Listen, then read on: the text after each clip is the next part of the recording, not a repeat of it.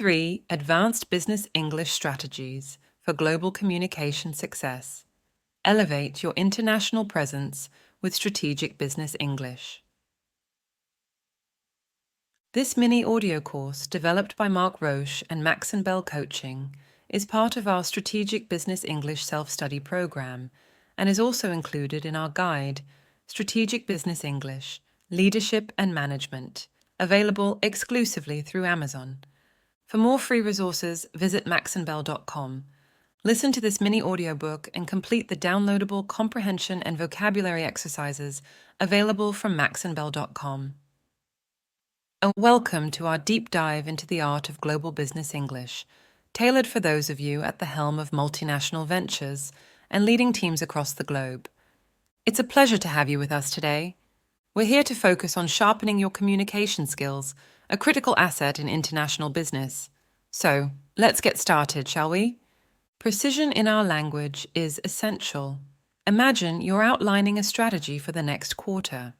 Every term you choose, every phrase you craft, contributes to the larger narrative of your company. It's about making your words count, ensuring your vision is not just heard, but understood and embraced. And when we talk about jargon, yes, it has its place, but clarity reigns supreme. Making sure your message is received as intended is fundamental, and seeking feedback is part of effective communication, keeping the dialogue flowing. Once upon a time, the leadership team of a mid-sized tech company, known for its innovative software solutions, faced a crucial turning point. The market was evolving rapidly, and with the next quarter approaching, a bold new strategy was essential to stay ahead of the curve. The task of drafting this pivotal strategy fell to Sarah, the company's visionary yet pragmatic COO. Sarah knew that the success of her plan depended not just on her ideas, but on how those ideas were communicated to the team. She remembered a lesson from early in her career, a project that had faltered not for lack of innovation, but because the strategy was lost in translation, buried under industry jargon and vague objectives. Determined not to repeat past mistakes, Sarah set out to craft a strategy that was clear, concise, and compelling. She began with the objectives. Instead of saying, "We aim to leverage our core competencies to synergize and streamline operations," she wrote, "Our goal is to focus on what we do best, developing user-friendly software.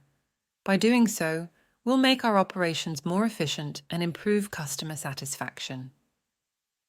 This simple shift in language made the company's direction immediately clearer to all employees, regardless of their department or seniority. Next, Sarah tackled the action plan. She avoided vague terms like enhance and facilitate, which could mean anything. Instead, she specified, "We will launch our new project management tool by the end of Q2. This tool will reduce project completion times by an estimated 20%, based on beta testing feedback." By using precise figures and referring to concrete evidence, Sarah made the strategy not only more understandable, but also more believable. Anticipating questions and skepticism, Sarah also prepared clear, jargon-free answers. When discussing market expansion, instead of stating, "We're exploring vertical integration opportunities," she explained, "We're looking at acquiring a small logistics firm to help us deliver our products faster and more reliably." Before presenting her strategy to the company, Sarah sought feedback from a diverse group of team members, from software developers to sales representatives.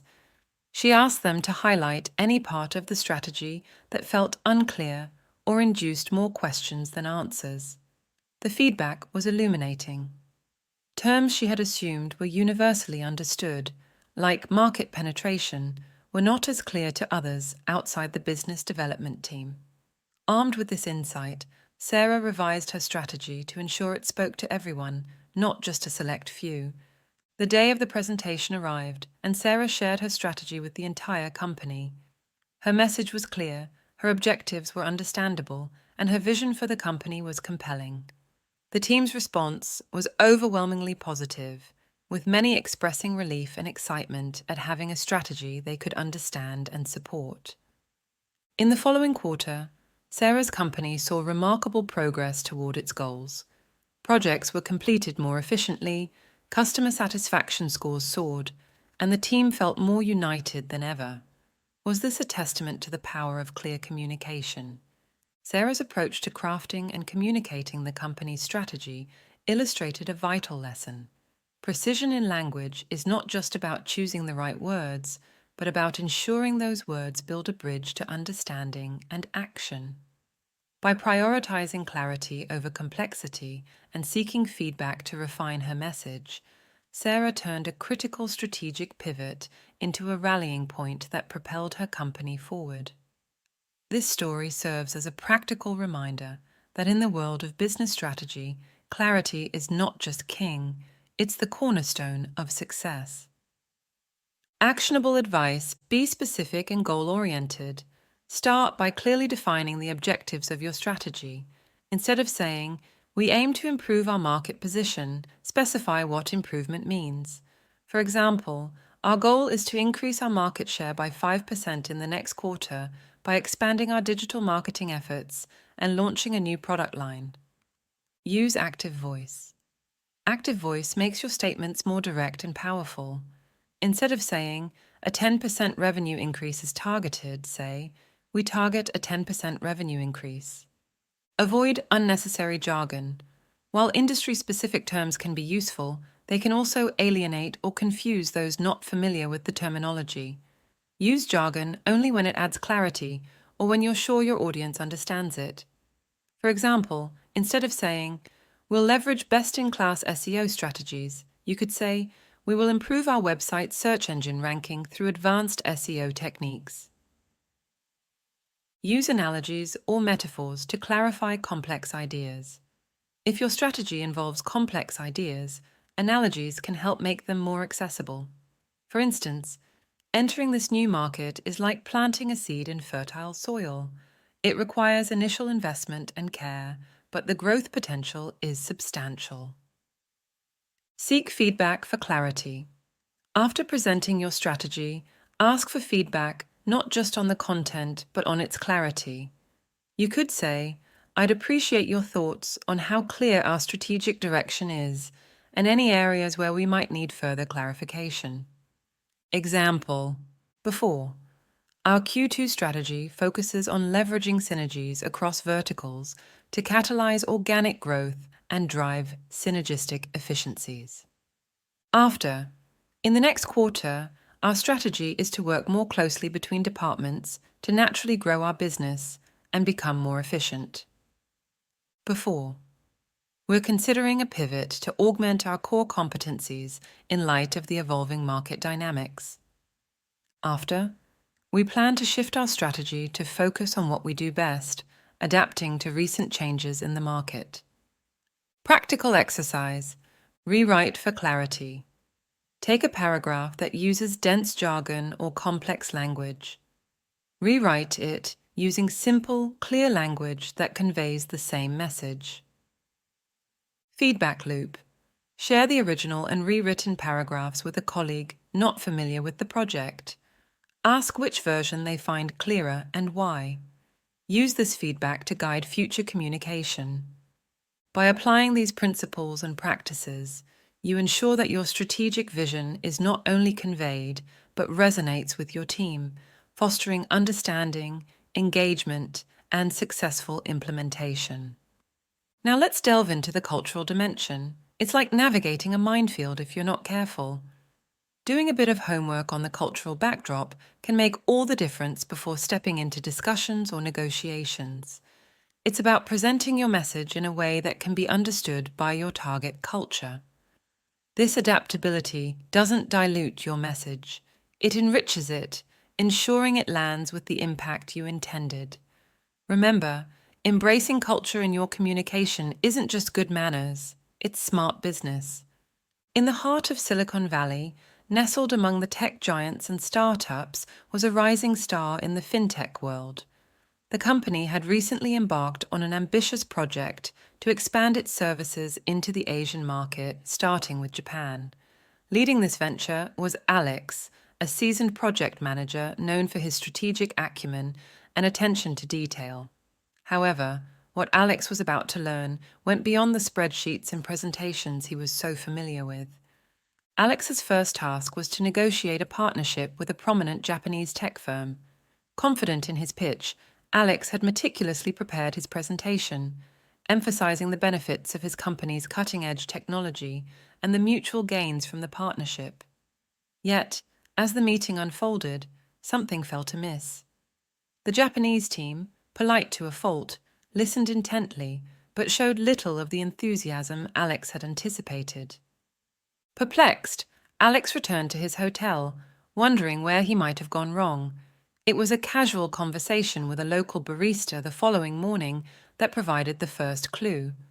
The barista, intrigued by Alex's venture, mentioned almost offhandedly the importance of wa in Japanese culture, the value of harmony and avoiding direct confrontation. This insight was a revelation to Alex.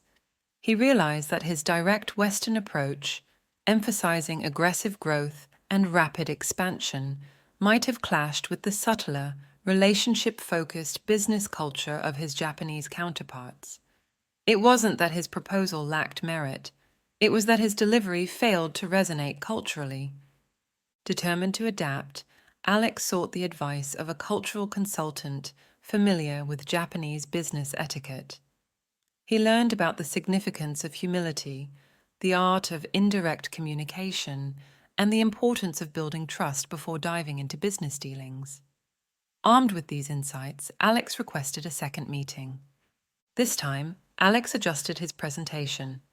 He started with a sincere expression of respect for the achievements of his potential partners and a desire to learn from their expertise. He spoke less about the disruptive potential of the partnership and more about how it could harmoniously integrate with current operations, fostering gradual growth and mutual benefit. He peppered his speech with Japanese phrases he had practiced, showing his commitment to understanding and respecting their culture. The change in the response was palpable. The atmosphere became more collaborative, with the representatives opening up about their strategic goals and concerns. The meeting concluded not just with a handshake, but with an invitation to a traditional Japanese dinner, a sign of respect and the beginning of a trusting relationship.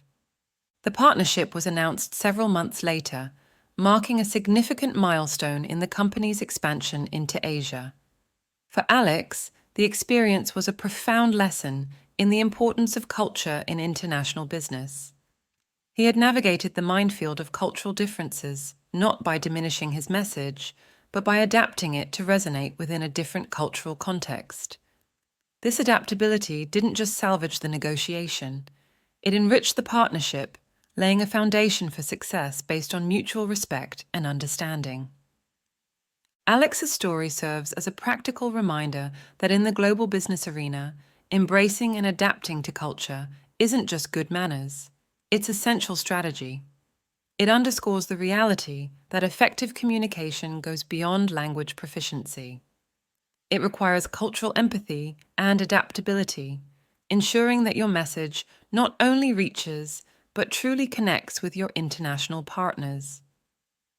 Here are practical, actionable steps and examples to help you communicate effectively across cultures. Practical advice: research cultural norms and values. Action: before any international meeting or negotiation, spend time understanding the cultural norms, values, and business practices of the other party. This could involve studying their country's history, social norms, and communication styles. Example: if you're negotiating with a company in Japan, understand the importance of hierarchy, respect, and the indirect way of expressing disagreement. Use appropriate language and etiquette. Action: adapt your language and behavior to fit the cultural context. This might mean using more formal language in some cultures or ensuring you address titles correctly. Example: in many Asian cultures, addressing someone by their first name too soon can be seen as disrespectful. Use surnames and titles until invited to do otherwise. Understand communication styles. Action: Recognize that directness and indirectness in communication can vary widely by culture. Adapt your style accordingly, whether it means being more explicit or learning to read between the lines. Example: while a US business person might appreciate a direct approach, a Japanese counterpart might prefer subtlety and indirect suggestions. Foster relationships. Before doing business. Action.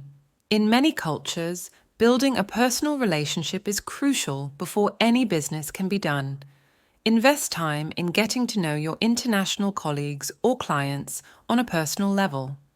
Example: in Latin American countries, it's common to have several meetings that focus on building rapport before any business proposals are discussed.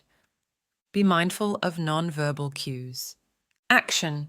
Pay attention to non-verbal communication, such as gestures, posture, and facial expressions, which can vary significantly across cultures. Example: while a thumbs up is positive in some cultures, it can be offensive in others, such as the Middle East. Seek feedback and clarify. Action. After communicating, ask for feedback to ensure your message was understood as intended. Be open to clarifying any misunderstandings. Example: after presenting a proposal, ask, "Could you share your thoughts on this? I want to ensure I've communicated our plan clearly." Putting it into practice. Scenario: you're presenting a new marketing strategy to a team in India. Instead of jumping straight into business, start with some conversation, asking about their well-being and showing interest in their culture. Use examples relevant to the Indian market in your presentation, and be mindful of using idioms or slang that might not translate well. Throughout, observe their reactions and adjust your approach if you sense confusion or discomfort. Exercise. For your next international meeting, prepare by researching cultural norms and formulating questions that can help you understand your counterpart's perspective better. After the meeting, reflect on what went well and what could be improved, focusing on how cultural nuances influence the interaction. By integrating these practices into your international business communications, you're not just being respectful, you're enhancing your ability to connect, persuade, and build lasting partnerships across cultures. Next, we will look at listening. Straight talk on listening and feedback. Listening and connection are your secret weapons. Listening properly builds trust and shows you value other people's input, laying the groundwork for genuine collaboration. And when it comes to feedback, the delivery is everything. Constructive, thoughtful feedback can inspire and motivate, strengthening your team across the board. In the competitive landscape of Silicon Valley, Marco faced a pivotal moment with his global software development team. Challenges were mounting, projects were behind schedule, and the team's cohesion was waning. Recognizing that traditional approaches wouldn't cut it, Marco opted for a strategy rooted in understanding and direct action. He started a series of individual conversations with his team members, not to dwell on the missed targets, but to uncover the underlying issues affecting their performance. Maria in Brazil was feeling sidelined, her contributions seemingly disappearing into the void during team calls. Amit in India struggled with the relentless pace of updates, misaligned with his time zone. In Spain, Eleanor sought acknowledgement, a sign that her efforts were on target. These insights were eye-opening for Marco. His singular focus on project outcomes had blinded him to the obstacles his team faced. It was time for a strategic change. He made practical adjustments. Maria was now spotlighted in meetings, ensuring her ideas were front and center. Amit's schedule was recalibrated to accommodate time differences more considerately. Eleanor received direct, constructive feedback, clarifying her impact on the projects. Marco then transformed the feedback process. Replacing impersonal email communications, he adopted video calls for a more personal touch, aiming for clarity and constructive guidance. The shift in approach reinvigorated the team. Deadlines were met, the quality of work soared, and the team's spirit was revitalized. Marco's commitment to addressing the real issues, coupled with targeted interventions, didn't merely bridge gaps, it forged a stronger path forward. This story shows the power of proactive problem-solving and genuine leadership. Marco's approach wasn't about superficial affirmations, but about engaging with his team's challenges head-on and steering them toward collective success. It demonstrates that effective leadership often involves pausing to understand the landscape before moving forward. Practical advice. 1. Scheduled individual check-ins, actionable steps. Reserve slots in your schedule for one-on-one conversations with each team member. Focus on their challenges and how to facilitate their work. Practical example. I've noticed you've been more reserved during our meetings. Let's chat about bringing your ideas to the forefront. 2. Precise and respectful feedback. Actionable steps. Feedback should be concise, relevant, and focused on professional development. Communicate this feedback with respect and directness. Practical example. The analysis in your report was excellent. Submitting it a day earlier next time will enhance its impact. 3. Authentic engagement. Actionable steps. Understand your team's daily experiences by shadowing them. This provides insight into their challenges. Practical example. Today, I'll join you to understand the hurdles you face. 4. Transform feedback into constructive dialogues. Actionable steps. Opt for genuine conversations that acknowledge achievements while addressing improvements. Practical example. You've managed client expectations superbly. Let's explore strategies to maintain a healthy work-life balance. 5. Tailor communication to individual preferences. Actionable steps. Recognize and adapt to varied communication styles within your team to enhance task understanding and execution. Practical example. Incorporating more charts and visuals into our reports could clarify our objectives, given your preference for visual aids. Implementing the guidance. Scenario. After facing challenges in a project, schedule a private meeting to uncover misunderstandings. This leads to the enhancement of project guidelines and communication protocols. Exercise. Commit to a day of direct interactions, bypassing emails. This approach can elevate the quality of team communication. Remember, effective leadership in a global setting isn't about being the most empathetic person in the room. It's about making sure your team have what they need to succeed and clearly understand what's expected of them. It's about ensuring that the work environment respects everyone's contributions and recognizes the diverse strengths each person brings to the table. Keep it straightforward, respect your team's intelligence and capabilities, and always aim for clear, direct communication that leads to action. Here comes a bit of controversial advice. Sometimes breaking the rules of English can actually enhance your communication. Yes, you heard that right. In certain contexts, especially in multinational settings, adhering too rigidly to textbook English can create barriers rather than bridges. Don't be afraid to use colloquialisms or simpler expressions if it means your message will be better received. It's about finding a balance between correctness and connectivity. This approach creates a more relaxed atmosphere, encouraging open dialogue. Storytelling is important. Whether you're presenting a strategy, pitching a project, or leading a team meeting, embedding your key messages within stories can significantly amplify their impact. Humans are naturally drawn to stories. They help us process information and remember it more vividly. This technique not only makes your communication more engaging, but also helps bridge cultural and linguistic gaps, making your message resonate on a more universal level. As we wrap up, remember that mastering communication is about more than just speaking English well. It's about connecting, understanding, and leading with clarity and purpose.